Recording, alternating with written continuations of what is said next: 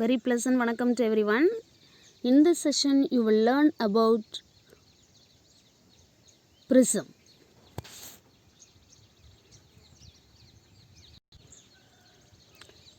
Prism means in Tamil முப்பட்டகம். A prism is a triangular block of glass or plastic. கண்ணாடி அல்லது நெகிழி பொருளினால் செய்யப்பட்ட 3 கோணங்களுடன் அமைந்த ஒரு திண்ம பொருள். It is bounded by the 3 plane faces not parallel to each other. ஒன்றுக்கொன்று இணையாக அமையாத 3 செவ்வக பரப்புகளினால் உருவாக்கப்பட்டது தான் இந்த முப்பட்டகம் அப்படின்னு சொல்கிறது. Its one face is grounded which is called base of the prism.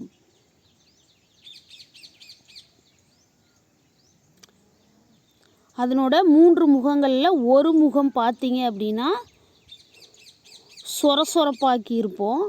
அதுதான் முப்பட்டகத்தோட அடிப்பக்கம் அல்லது அடிப்பரப்பு அப்படின்னு சொல்கிறோம். The other 2 faces are polished which are called refracting faces of the prism. 3 முகங்களில் ஒரு முகம் சொரசொரப்பாக இருக்குது. மீதி 2 முகங்கள் பார்த்திங்கன்னா பாலிஷ்டாக பளபளப்பாக இருக்கும். அதை தான் நம்ம என்ன சொல்கிறோம் அப்படின்னா ஒளிவிலகல் பக்கங்கள் ஆஃப் தி பிரிசம், முப்பட்டகத்தோட ஒளிவிலகல் முகங்கள் அப்படின்னு சொல்கிறோம். The angle between the 2 refracting faces is called angle of prism. ரொம்ப முக்கியமான பாயிண்ட்டு. அந்த 2 ரெஃப்ராக்டிங் சர்ஃபேஸுக்கு இடையில் இருக்கிற ஆங்கிளை தான் நம்ம ஆங்கிள் ஆஃப் ப்ரிசம், முப்பட்டகத்தோட கோணம்னு சொல்கிறோம். 2 விலகு முகங்களுக்கு இடைப்பட்ட கோணத்தை தான் அந்த முப்பட்டகத்தோட கோணம் அப்படின்னு சொல்கிறோம். Or refracting angle, apex angle of the prism அப்படின்னு சொல்கிறோம். ஒளி விலகு கோணம்னு இன்னொரு பேர், இன்னொன்று முப்பட்டகத்தோட உச்சி கோணம் அப்படின்னு சொல்லலாம்.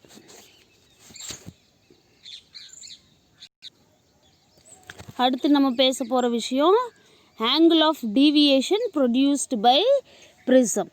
நமக்கு ஏற்கனவே தெரியும், ஒரு ஊடகத்திலிருந்து இன்னொரு ஊடகத்தின் வழியாக ஒளி பாயும் போது, ஒளி பரவும் போது தன்னோட பாதையிலிருந்து ஒரு குறிப்பிட்ட கோணம் விலகுன்னு சொல்லியிருக்கோம். அது அந்த ஊடகத்தோட ஒளி விலகல் எண்ணை பொறுத்தது அப்படின்னு சொல்லியிருக்கோம். அப்போ எவ்வளோ கோணம் விலகி போகுது அப்படிங்கிறத தான் இதில் தெரிஞ்சுக்க போகிறோம். Angle of deviation produced by prism, முப்பட்டகம் ஏற்படுத்துகிற அந்த திசை மாற்ற கோணம். Light ray PQ is incident on one of the refracting face of the prism as shown in the figure. ப்ரிசத்தோட ஒரு விலகு முகத்தில் PQ அப்படிங்கிற ஒளிக்கதிர் படுது. அப்போ அதுக்கு பேர் தான் படுகதிர் அப்படின்னு சொல்கிறது.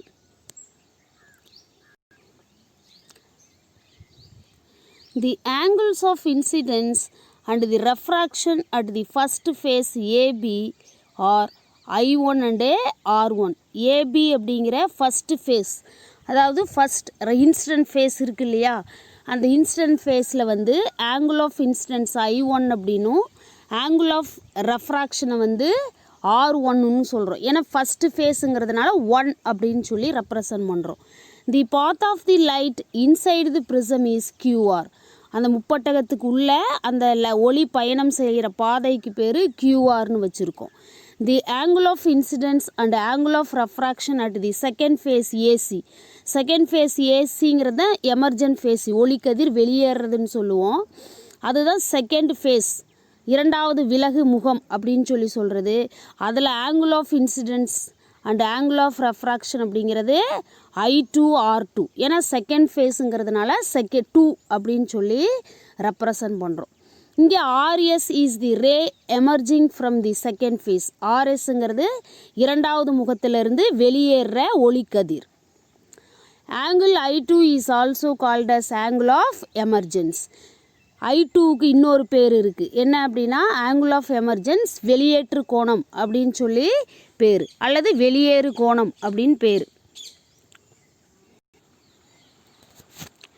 The angle between the direction of the incident ray and the emergent ray RS is called a angle of deviation. Underline this. Angle of deviationங்கிறது என்ன அப்படின்னு பார்த்தீங்கன்னா angle between direction of incidence ray and the direction of emergent ray. படுகதிரோட திசைக்கும் வெளியேறு கதிரோட திசைக்கும் இடையில் இருக்கிற கோணத்தை தான் நம்ம திசை மாற்ற கோணம், angle of deviation அப்படின்னு சொல்லி சொல்கிறோம். The angle between the direction of the incident ray and the emergent ray is called the angle of deviation. The two normal drawn at the point of incidence Q and emergence R or Qn and Rn, they meet at the point N. Point of incidence க்யூலையும் point of emergence ஆர்லையும் QN RN அப்படிங்கிற ரெண்டு நேர்கோடுகள், செங்குத்து கோடுகள் வரைகிறோம். அந்த ரெண்டு கோடுகளும் என்ன செய்யுது அப்படின்னா N அப்படிங்கிற புள்ளியில் சந்திச்சுக்குது. The incident ray and the emergent ray meet at a point M. படுக கதிரும் வெளியேறு கதிரும் எம்ங்கிற புள்ளியில் சந்திச்சுக்குது.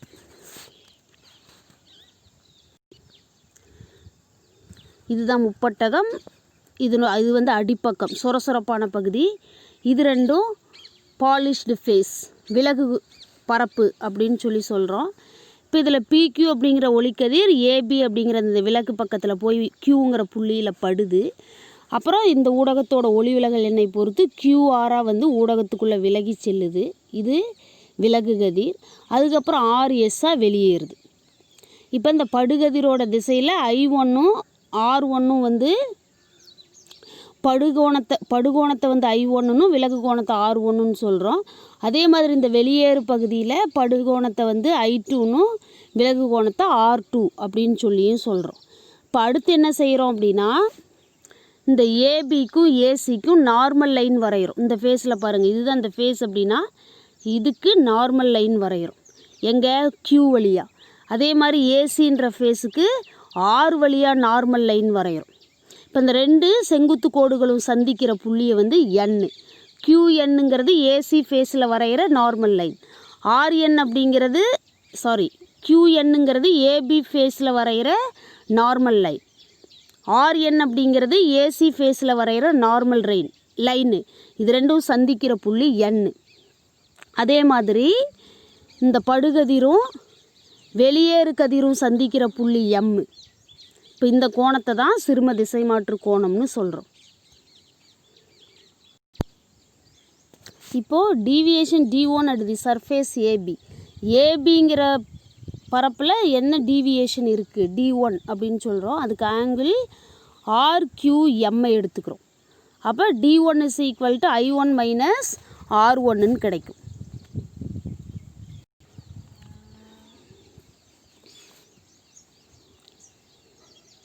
இந்த மாதிரி இன்சிடெண்ட் ஊடுருவி போயிருக்கணும். ஆனால் தன்னோட பாதையிலேருந்து இப்படி விலகி இருக்குது. அப்போது I1லேருந்து இந்த R1 மைனஸ் பண்ணால் மீதி இருக்கிற இந்த ஆங்கிள் தான் ஆங்கிள் ஆஃப் டீவியேஷன். இது ஃபஸ்ட்டு ஃபேஸுங்கிறதுனால D1 அப்படின்னு சொல்லி சொல்கிறோம். அதே மாதிரி ஏசி பரப்பில் அந்த சிறும திசை மாற்று கோணம் இந்த பரப்பில் பார்த்திங்கன்னா இந்த கதிர் வந்து இப்படி போயிருந்துருக்கணும் இல்லையா? ஆனால் இப்படி விலகிருச்சு இல்லை? அப்போ I2லேருந்து அந்த R மைனஸ் பண்ணால் மீதி இருக்கிற இந்த கோணம் தான் யார் அப்படின்னா D2. அப்போ ஆங்கிள் ஏபின்ற ஃபேஸில் ஆங்கிள் QRM அப்படிங்கிறது D1 is equal to I1 minus R1. அதே மாதிரி ஆங்கிள் ஆஃப் டீவியேஷன் அட் ஏசியில் கண்டுபிடிக்கும்போது angle QRM is equal to D2 is equal to I2 minus R2. அப்போ total angle of deviation D produced.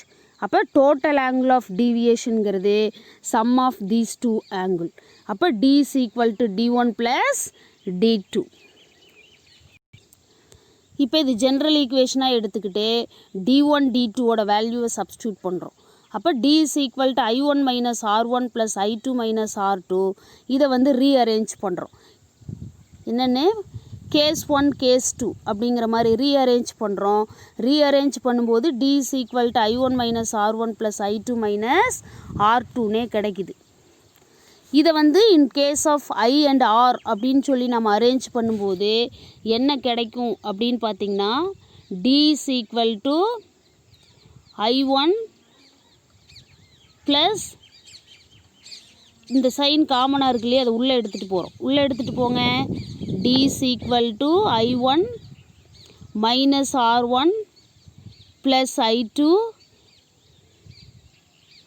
Minus r2 இல்லையா. இப்போ இதில் i1ம் plus i2வும் ப்ளஸ்ஸு. அப்போ d is equal to i1 plus i2ன்னு எடுத்துக்கலாம். அடுத்தது யார்? Minus of r1 minus r2. இதில் மைனஸ் சைனு காமனாக இருக்கா? அப்போ மைனஸ் சைனை காமனாக எடுத்துக்கலாமா? அப்போ காமனாக எடுத்துக்கிட்டோம்னா யார் வராங்க நமக்கு? d is equal to i1 plus i2 minus of r1 plus r2ங்கிற எக்ஸ்ப்ரெஷன் நமக்கு கிடைக்கும். அடுத்து பாருங்க, இந்த குவாட்ரிலேட்ரல் AQNR அப்படின்னா நாற்கரம். 2 of the angles are right angles. இது ரெண்டும் இந்த வெர்டீசஸில் மீட் பண்ணுற QRல மீட் பண்ணுற வெர்டீசஸ் அந்த ரைட் ஆங்கிள் ரெண்டுமே எப்படி இருக்குது அப்படின்னா இந்த ஆங்கிள் ரெண்டுமே ரைட் ஆங்கிள்ஸாக இருக்குது. இந்த நாற்கரத்தில் ரெண்டு ஆங்கிள் இதில் மீட் பண்ணுற ரெண்டு ஆங்கிளும் ரைட் ஆங்கிள்ஸாக இருக்குது. Therefore the sum of the other two angles of the quadrilateral is 180 degree. இந்த நாற்கரத்தில் ரெண்டு கோணம் வந்து என்ன இருக்குது அப்படின்னா ரைட் ஆங்கிள்ஸாக இருக்குது. அப்போ மீதி இருக்கிற ரெண்டு ஆங்கிளும் எப்படி இருக்கும் அப்படின்னா சம் ஆஃப் வேல்யூ வந்து 180 டிகிரியாக இருக்கும். அப்போ a plus QNR is equal to 180ன்னு எடுத்துக்கலாம். From the triangle QNR is equal to அதில் என்னாச்சு அப்படின்னா r1 plus r2 plus QNR is equal to 180 degree அப்படின்னு சொல்லி கிடச்சிருக்கு. வெயிட், இதில் சந்திக்கிறது ரெண்டும் யார் அப்படின்னு பார்த்திங்கன்னா இதுதான் நாற்கரம். இந்த நாற்கரத்தில் இதில் மீட் பண்ணுற இந்த ரெண்டு ஆங்கிளும் வந்து ரைட் ஆங்கிள்ஸ் செங்கோணங்கள் அப்படிங்கிறதுனால இந்த மற்ற கோணங்கள் ரெண்டோட கூட்டுத்தொகை வந்து எப்படி இருக்கும் அப்படின்னா இங்கே பாருங்கள், இந்த கோணமும் இந்த கோணமும் செங்கோணம். அப்போ இந்த கோணத்தையும் கூட்டுற தொகை வந்து எப்படி இருக்குன்னா 180 டிகிரிக்கு சமமாக இருக்கும். இப்போ இந்த கோணம்ங்கிறது யார்? ஏன்னு சொல்லிக்கலாம். ப்ளஸ் இந்த கோணம் யார்? QNR. That is equal to 180 degree. இது இன்னும் டீப்பாக சொல்லணும்னா ஏ வந்து 60 டிகிரியாக தான் இருக்கும். அப்போ மீதி இருக்கிற இந்த கோணம் எவ்வளோ இருக்கும் அப்படின்னா 120 டிகிரி இருக்கும். That is equal to 180 degree. Okay, இப்போ இந்த இடத்துல பார்த்தீங்க அப்படின்னா இந்த ஏ யாருக்கு ஈக்குவலாக இருக்கும் அப்படின்னா இந்த R1ஐயும் R2வையும் கூட்டுற வேல்யூ இது 60 டிகிரினா இது ரெண்டும் 30 + 30 இருக்கும். சரிங்களா? அப்போ A is equal to R1 plus R2. அப்போ ஈக்குவேஷன் எப்படி மாறும்? R1 plus R2 is equal to triangle QNR is equal to 180 டிகிரின்னு இருக்கும். இதிலிருந்து தான் இந்த டேர்ம் ஏன்னு எழுதுகிறோம். இங்கே ப்ளஸ்ஸு.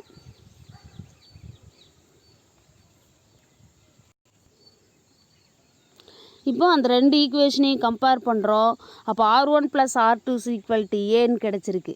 இப்போ இதை எடுத்துகிட்டு போய் இந்த ஈக்குவேஷனில் நம்ம சப்ஸ்டியூட் பண்ணும்போது ஆங்கிள் ஆஃப் டீவியேஷன் கிடைக்குது.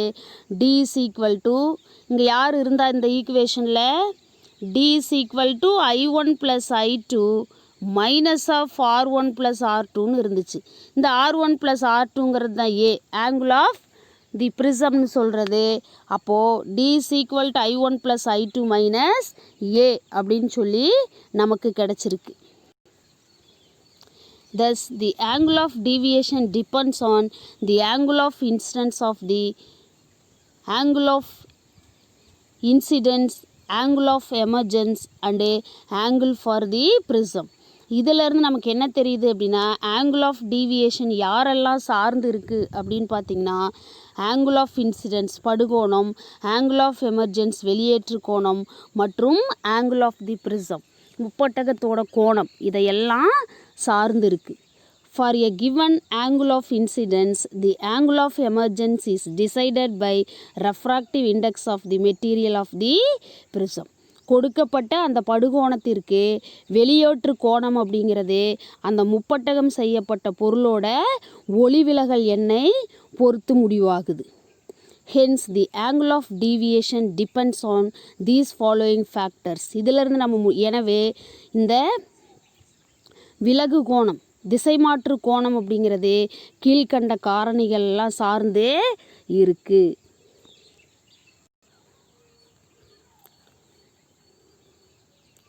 For a given angle of incidence, the angle of emergence is decided by the refractive index of the material of the prism.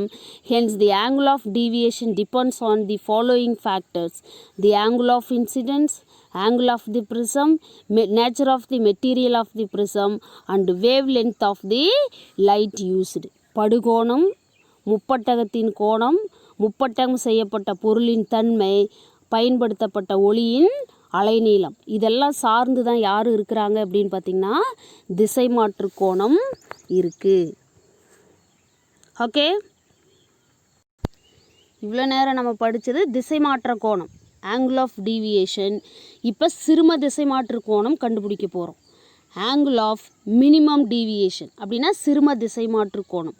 A graph plotted between the angle of incidence and the angle of deviation as shown in the figure. படுகோணத்திற்கும் திசை மாற்ற கோணத்துக்கும் இடையில் நாம் வரைபடம் வரைஞ்சிருக்கோம். One could observe that the angle of deviation decreases with the increase in angle of incidence and reaches a minimum value, then the continues to increase. என்ன அர்த்தம் அதுக்கு? ஒரு விஷயத்தை நம்ம இங்கே குறிப்பிட்டு சொல்ல முடியும். ஆங்கிள் ஆஃப் இன்சிடென்ஸ் இன்க்ரீஸ் ஆகும்போது ஆங்கிள் ஆஃப் டீவியேஷன் டிக்ரீஸ் ஆகிக்கிட்டே வருது. ஒரு குறிப்பிட்ட சிறும மதிப்பை அடைஞ்சதுக்கு அப்புறம் கண்டினியூ டு இன்க்ரீஸ் அப்படின்னா என்ன அர்த்தம் அப்படின்னா ஆங்கிள் ஆஃப் இன்சிடென்ஸ் இன்க்ரீஸ் ஆகும்போது ஆங்கிள் ஆஃப் டீவியேஷனும் இன்க்ரீஸ் ஆகுது அப்படிங்கிறத தான் நம்ம இதிலேருந்து தெரிஞ்சுக்கிறது. பாருங்கள், இந்த கிராஃபில் பாருங்கள், ஆங்கிள் ஆஃப் இன்சிடென்ஸ் எக்ஸ் ஆக்சிஸ்லேயும் ஆங்கிள் ஆஃப் டீவியேஷனை ஒய் ஆக்சிஸ்லேயும் எடுத்திருக்கோம். அப்போது ஆங்கிள் ஆஃப் இன்சிடென்ஸ் இன்க்ரீஸ் ஆக ஆங்கிள் ஆஃப் டீவியேஷன் வந்து டிக்ரீஸ் ஆகிக்கிட்டே வருது. ஒரு குறிப்பிட்ட கோணத்துக்கு அப்புறம் ஆங்கிள் ஆஃப் இன்சிடென்ஸை இன்க்ரீஸ் பண்ணும்பொழுது ஆங்கிள் ஆஃப் டீவியேஷனும் இன்க்ரீஸ் ஆகுது அப்படிங்கிறத தான் இதிலேருந்து நம்ம தெரிஞ்சுக்கிற விஷயம். எந்த ஆங்கிளில் எந்த படுகோணத்திற்கு அந்த ஆங்கிள் ஆஃப் டீவியேஷன் திசை மாற்று கோணம் மினிமம் வேல்யூ வருதோ, எங்கே குறைஞ்சிட்டு அதுக்கு மேலே இன்க்ரீஸ் ஆகுதோ அந்த மினிமம் ஆங்கிள் ஆஃப் டீவியேஷனை தான் நம்ம சிறும திசை மாற்று கோணம் அப்படின்னு சொல்லி சொல்கிறோம்.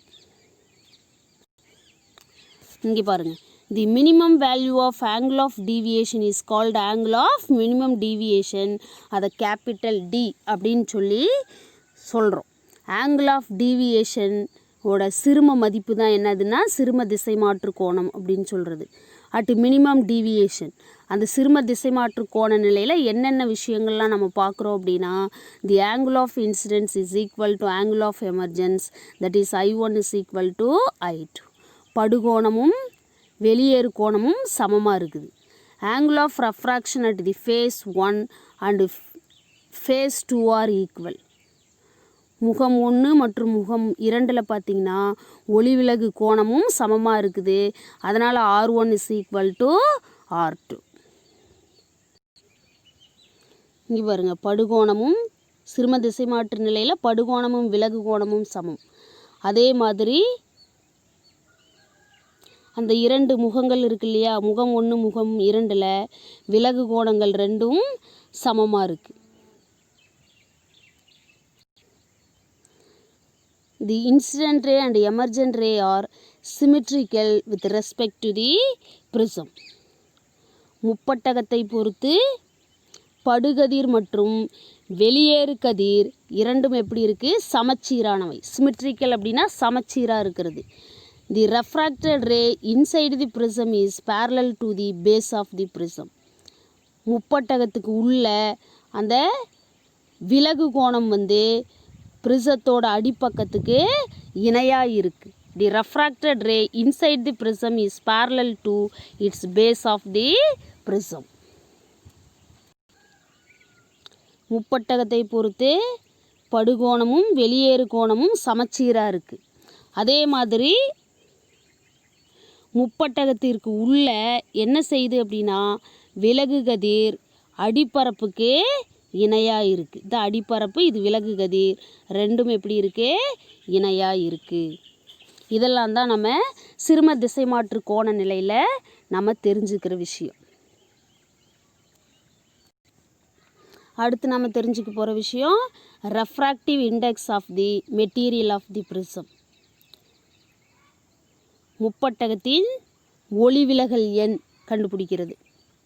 At minimum deviation I1 is equal to I2 is equal to ஐன்னு எடுத்துக்கலாம். ஏன்னா I1ம் I2வும் சமமாக இருக்குது. அதே மாதிரி R1 is equal to R2 is equal to Rன்னு எடுத்துக்கலாம். என்ன அப்படின்னு பார்த்தீங்கன்னா மினிமம் டீவியேஷன் சிறும திசை மாற்று நிலையில் R1ம் R2வும் சமமாக இருக்கிறதுனால அதை சுருக்கமாக R அப்படின்னு சொல்லி எடுத்துக்கலாம். இந்த கருத்துக்களை வந்து இந்த பொது சமன்பாட்டில் நாம் இப்போ பிரதியிட போகிறோம். எது பொது சமன்பாடு? சிறும திசை மாற்று கோணத்தை வந்து நம்ம திசை மாற்று கோணத்தை ஸ்மால் டின்னும் சிறும திசை மாற்று கோணத்தை கேபிட்டல் டின்னு எடுத்துக்கிட்டோம். அப்போ டிக்கு ஸ்மால் டிக்கு பதிலாக கேப்ஸ் அப்ளை பண்ணுறோம். That is equal to I1 + I2 minus ஏன்னு இருந்துச்சு. இங்கே I1க்கும் I2க்கும் ஐன்னே அப்ளை பண்ணுறோம். அப்போ D is equal to I + I minus A. அப்போது D is equal to 2I minus ஏன்னு கிடைக்கும்.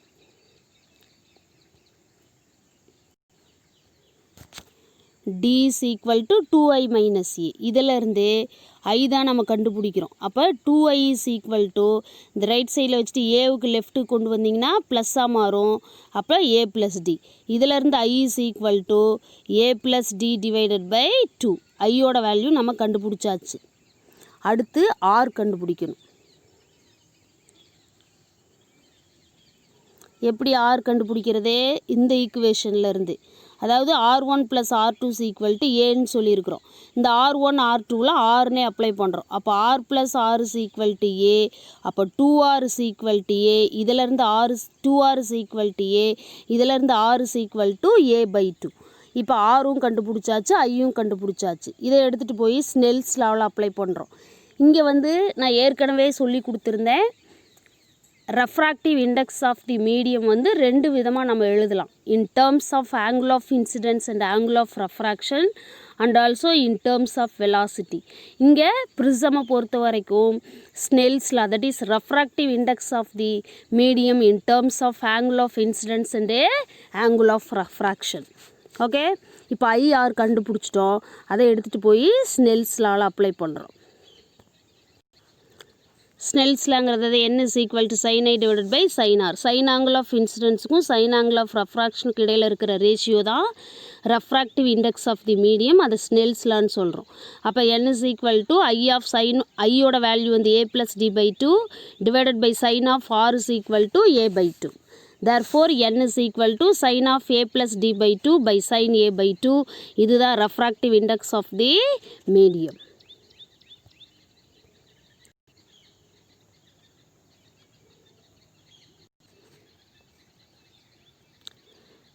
n is equal to sin of a plus d/2 by sin a/2. The above equation is used to find the refractive index of the material of the prism. இந்த மேற்கண்ட சமன்பாட்டை தான் அந்த material of the prism முப்பட்டக பொருளின் ஒளிவிலகல் எண்ணை கண்டுபிடிக்கிறதுக்கு நம்ம பயன்படுத்துகிறோம்.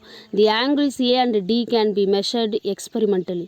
சோதனை மூலம் நம்ம என்ன பண்ணுறோம் அப்படின்னு பார்த்திங்கன்னா ஏடியை கண்டுபிடிச்சி அதுக்கப்புறம் இந்த சமன்பாட்டில் பிரதியிட்டு refractive index of the prism வந்து ஃபைண்ட் அவுட் பண்ணுறோம். Okay, all of you got my point? Fine.